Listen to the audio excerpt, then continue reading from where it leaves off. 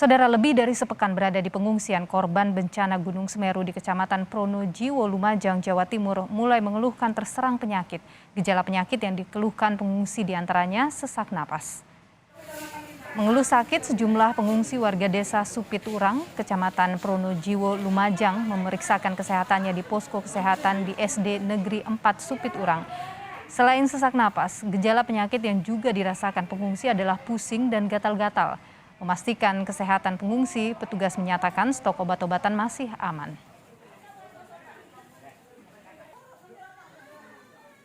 Biasanya apa? Pusing kah atau apa? Pusing itu aja. Memang apa? Punya penyakit bawaan atau gimana, Bu? Ya, itu memang kurang darah juga. Darah rendah ya, Bu? Kalau istirahatnya di mana sih, Bu, di sini? Gimana? Cukupkah atau gimana? Ya macam itulah, bisa agak kurang sedikit. Pasar rame orang kan ya. Lebih lengkap terkait dengan kondisi dari para pengungsi di Kecamatan Candipuro, Kabupaten Lumajang, Jawa Timur, kita tanyakan pada jurnalis Kompas TV ada Putu Trisnanda di sana. Putu, selamat siang. Sepekan ini berada di pengungsian. Sejumlah pengungsi di Kecamatan Pronojiwo mengeluh sakit. Bagaimana dengan kondisi pengungsi di posko pengungsian Sumber Mujur, Kecamatan Candipuro? Ya, selamat siang Nilo dan juga saudara. Kalau di posko tepatnya ini di kantor kepala desa di Sumber Mujur ini memang karena memang tidak terlalu banyak juga pengungsi yang ada di sini, begitu hanya ada 50 pengungsi, kemudian juga 10 diantaranya ini merupakan anak-anak. Tadi kami coba mengkonfirmasi kepada pihak petugas kesehatan yang ada di lokasi, ini memang menyebut bahwa ke-50 pengungsi yang ada di lokasi ini dalam kondisi sehat dan juga tidak mengeluhkan sakit, baik itu batuk, kemudian flu ataupun juga gatal-gatal. Terkait dengan sanitasi, kemudian juga persediaan obat, ini juga diklaim oleh petugas bahwa ini sudah cukup. Karena kalau kita berbicara terkait dengan bantuan, sebetulnya di kantor balai desa ini juga memang ada ruangan-ruangan yang diisi penuh dengan sejumlah bantuan-bantuan, termasuk juga terkait dengan obat-obatan.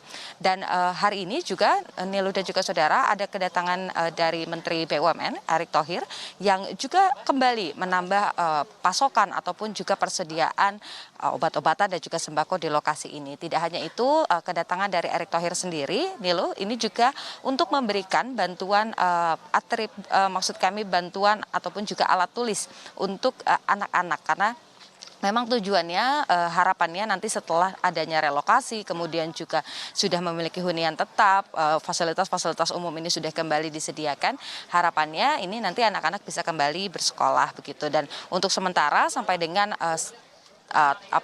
hunian tetap ini bisa ditinggali atau ditempati oleh warga, maka barang-barang seperti alat tulis dan lain sebagainya ini diharapkan bisa untuk sementara waktu juga membantu anak-anak agar tetap bisa belajar. Nih loh.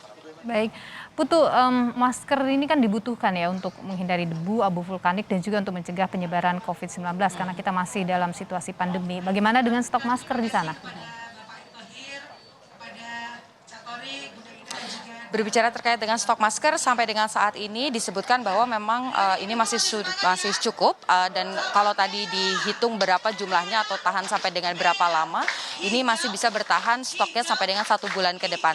Tentu saja harapannya tidak sampai 1 bulan pengungsi ini sudah bisa mendapatkan hunian tetap ataupun juga hunian sementara dan tidak lagi tinggal di pengungsian, tetapi sampai dengan 1 bulan ke depan ini disebut masker ataupun juga alat-alat kebersihan lainnya, baik itu yang menjaga mereka agar tetap bersih dari penyakit-penyakit kulit ataupun juga serangan ispa, tetapi juga untuk melindungi agar tidak terpapar COVID-19 karena kita tahu kita masih sama-sama dalam kondisi pandemi begitu, dan memang angka vaksinasi di kawasan Lumajang ataupun juga di daerah ini juga masih rendah begitu. Jadi memang upaya-upaya ini tetap dilakukan, masyarakat juga diharapkan ataupun juga selalu diimbau untuk kemudian menggunakan masker dan juga menjaga kebersihan diri.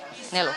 Baik, kita berharap tentu saja mereka bisa mendapatkan seluruh kebutuhannya, tidak hanya kebutuhan logistik harian tetapi juga kebutuhan medis utamanya masker karena masih dalam situasi pandemi. Terima kasih laporan Anda, jurnalis Kompas TV ini Putu Trisnanda.